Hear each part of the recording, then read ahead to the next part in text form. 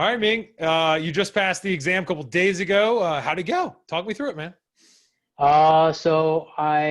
Before I met you, I read part of your book, and I was struggling with the reading part of it, right? So then I purchased the exam simulator from your website, Yep. and then I took the baseline exam. I got like around, I think, 60.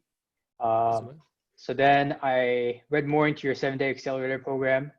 We talked on the phone, and then you offered me that free trial, basically, where I, watched a few days, Yep. and your videos really resonated with me. Cool. That first day where you explained like planning, and I spent just like 2 hours watching that video, and it made sense. Whereas I spent days, if not weeks, reading, and all this stuff was just like mumbo jumbo. So I think watching your video really helped. I basically started watching your video to taking the PMP took about 2.5 weeks. So that was pretty cool. After watching the 7-day, I watched some of your masterclass stuff as well, where you like broke down like process by process. Yeah. And then spent some time just looking at the groups that I wasn't entirely sure of.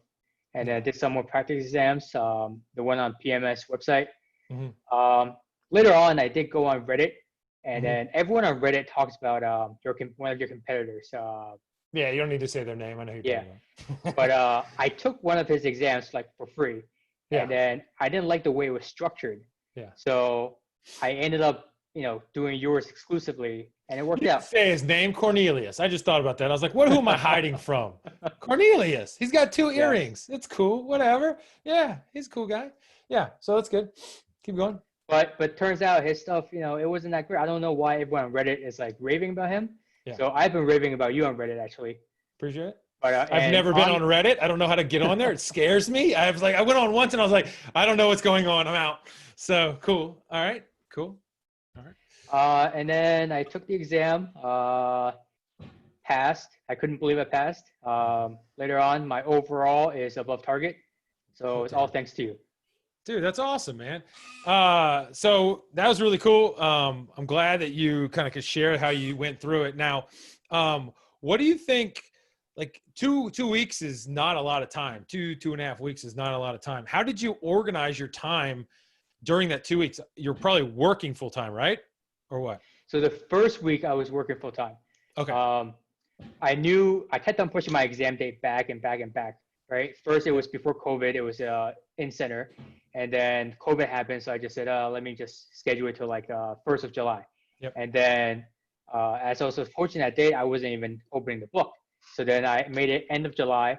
And then I made like a commitment with my classmates in my MBA program. We had a group trying to like get a bunch of people PMP certified. That's cool. So then I said, okay, July 31st, that's going to be my like final deadline. Yep. So I had actually scheduled a week off in preparation for this. So the first week when I started your program, I was still working. And the second week, it was just full on study mode. Yeah. That's cool. I started with obviously reading your book, focusing on just planning because I know how many processes are in that group, right? Yeah. But once I started watching your video and started thinking logically, I realized that I didn't have to go and memorize it. Even the EVM questions made sense. And being a math guy, I actually wanted the whole test to be EVM. I know. I wish it was too, dude. It'd be great. Yeah, but everything started making sense. Just like you said in one of your videos, the processes are alive. Like in the end, on test day, I actually, in my mind, all 49 processes I had to actually memorize. Like not memorized, but I knew them. Yeah. If you ask me like to name them all, I can probably name like 47 of them right now. Yeah. Yeah. But like you didn't, so you I know you didn't memorize them, but you said something a second ago, the processes were alive. So yeah, I could probably get the words out of your mind, but do you think that, like, talk to me about what do you mean by like the processes were alive? Like how one thing, from Project Charter, how to flow to the next one, and how that one is in sync with others. Like all of them just like sort of, they all come together as like as one process, right? Like not 49 separate things going on, but it all using, I guess your word, synthesizes together into like a final product. Yeah, that's crazy, right? It's weird because I don't know what there's a lot of metaphors out there, but it's like if you think about the human body, you got like all these organs that are, I don't know what the pancreas does, but I'm sure it's important. Like it does something, right? Like, and then you have the heart and the lungs and all these like at all these different levels. They all do their little job, but they got to do them together. It's just a personification of a system. Yep.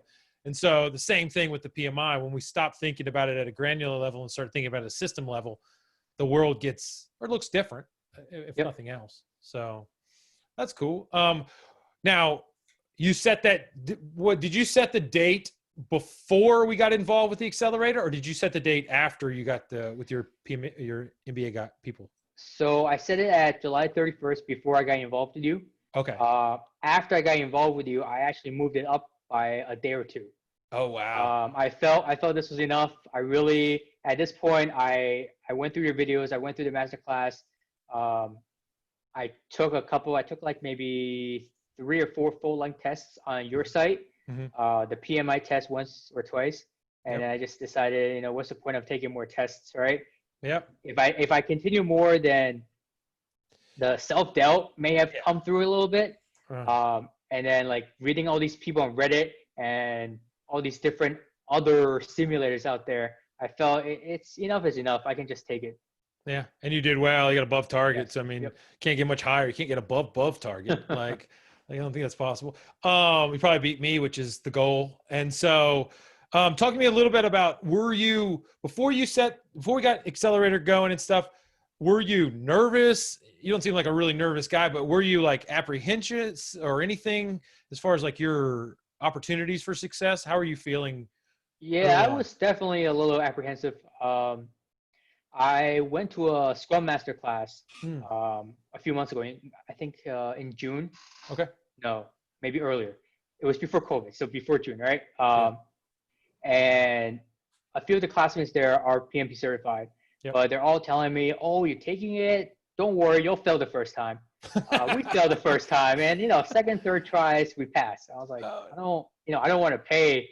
I thought at the time it was $40 for a retake, but leading up to this test, I looked it up, and I thought it was like $245, right?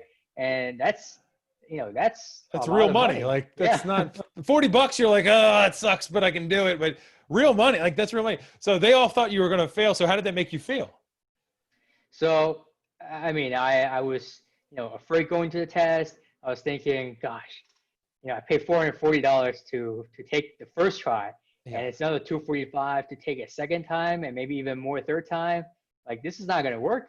And after how many tries will my wife come and tell me you got to stop this expensive hobby you have? Yeah.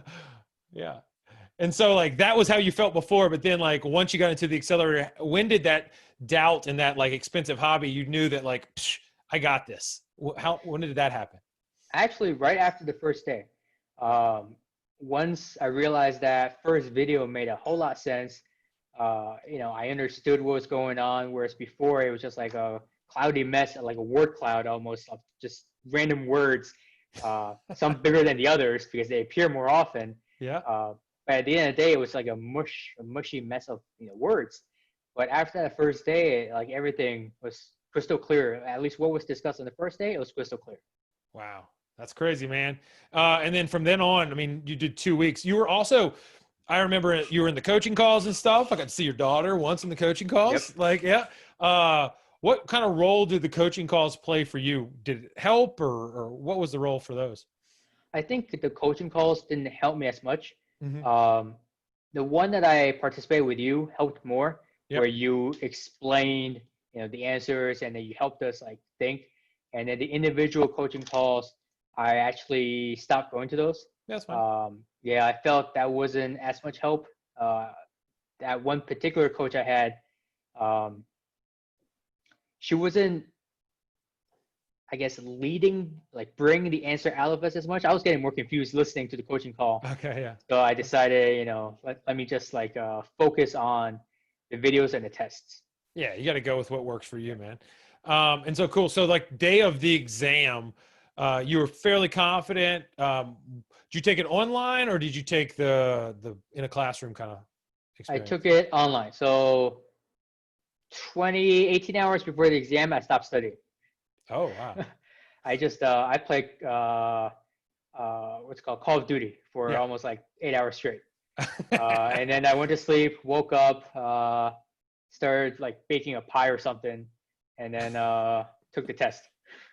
These are sequences that have never happened before. 8 hours of Call of Duty, baked a pie, and then took a PMP Yep. test. It worked. I think we've broken it down. That's how you pass the test. Those three things in a row. All right. So obviously you weren't worried. What about it made you not worried? Like, it was just, I mean, I probably asked you that question before, but what about it made you like feel comfortable that you could do all those things beforehand, like specifically? Well, I guess one thing that did worry me was that I was always trying to get above 80% on Yeah. any of the practice tests I did. Yeah. But I actually, the highest I ever got was a 78. Okay. But Yeah. then I just went with the fact that, the last real published figure is 60.1 or whatever, or 61%. Yeah. And then one person I read it said he continuously, like, 70 was his highest, and he ended up passing. There you go. So, there's a bit of luck factor, I guess. Sure. But what made me comfortable was the fact that, I knew the processes, things made sense, right? Yep. From planning to managing to monitor control, and then closing is just easy, right? So everything just made sense to me, and That's cool. the last 18 hours, what can you possibly do, right? You can try to memorize stuff, but I don't believe in memorizing. And if I cram into my head, that risk is very important, blah blah blah blah, and I might create a bias, like subconscious bias toward risk, and then just pick that answer. I actually ended up maybe creating a bias on the exam whenever I saw like a change control board or change request or change management. I chose that answer exclusively. It's not a bad strategy. It's not a bad strategy. Yeah. Because So you get a lot of change questions, right? You get a lot. Yeah. But on monitor and control, that was actually my worst scoring group. Oh, okay. Well, maybe the bias led us in the wrong direction, but yeah, but it's good to know. I mean, you got above target overall. Cool. Well, that's good. So in your normal work life and things, and I know you have a ton of experience and you got MBA, all these different things. Do you think that the PMP kind of like focusing on it with a different perspective, do you think it's made any impact on your work life? And if so, what is it? How has it helped you? So coincidentally, recently my team switched from a complete waterfall method to an agile method. Okay. But I guess it's still like a hybrid of sorts. Yeah. And my project manager and my product manager for the last 2 weeks or 3 weeks will not stop talking about WBS. Okay. Prior to this, they've never mentioned the word, but now they keep on saying WBS. You have to define the WBS. So, I mean, we're not doing it like the way the PMI tells me to do it, which is like that hierarchical graph and whatnot. But we're just defining the scope specifically so that, there's no creep. That's good. Professionally, I am now looking for project manager jobs. That's good. Along with like some MBA leadership type roles. But many jobs do, even like I applied to a job at Discover, for example, that's like their leadership program. Nice. But they say PMP preferred. So that's good. You got the PMP, yep, it carries a lot of weight. And over the weekend, I actually did my Lean Six Sigma Green Belt cert. And that organization that certified it actually gave me 60 PDUs for PMP. That's so now good. I'm good with my PDUs for the next 3 years. I know. And you had done, I mean, with the if you want black belt or whatever, when you get up to that, let me know. Cause I do that as well. We have the company that does that, but you do amazing. Like with the math stuff, it's like once, that's all statistics and all these different things. So you can go nerd out on that all day long. And that's why we like it. So that's cool. So I know that there's other people, and you've probably been going on Reddit and telling people your experiences and how things, what worked for you, what didn't work. Now there's probably people out there that are like you, in MBA programs, probably been studying for a long time, want to get through it, super smart people. but maybe they just don't know the path forward, or they feel like that's that word cloud where you describe where it's like, like there's tons of words out there. It's just mush. I think you said as well. Yep. What would you say to them to kind of get them through? What would be your advice for those kind of people? So we actually adopted your book for our MBA group. We have a Oh, PMP okay. group where we're pushing like 30 people a semester to get PMP certified. Oh, wow. The instructor for that is like a classmate, but he's PMP certified, Okay. and he recommends your book. So everyone goes and buys your book, right? All right. So that's good for you. But for people who are confused from just reading books, because some reading books doesn't work for everyone, right? No, I mean, It didn't work for me. So yeah. I think video instruction brings it to the next level.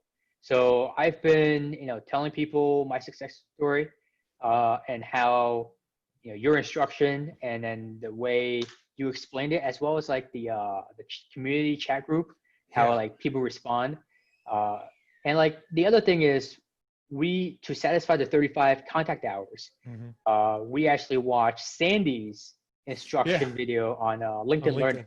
Yeah. Because that's provided free to us, right? So, and now Sandy's with you.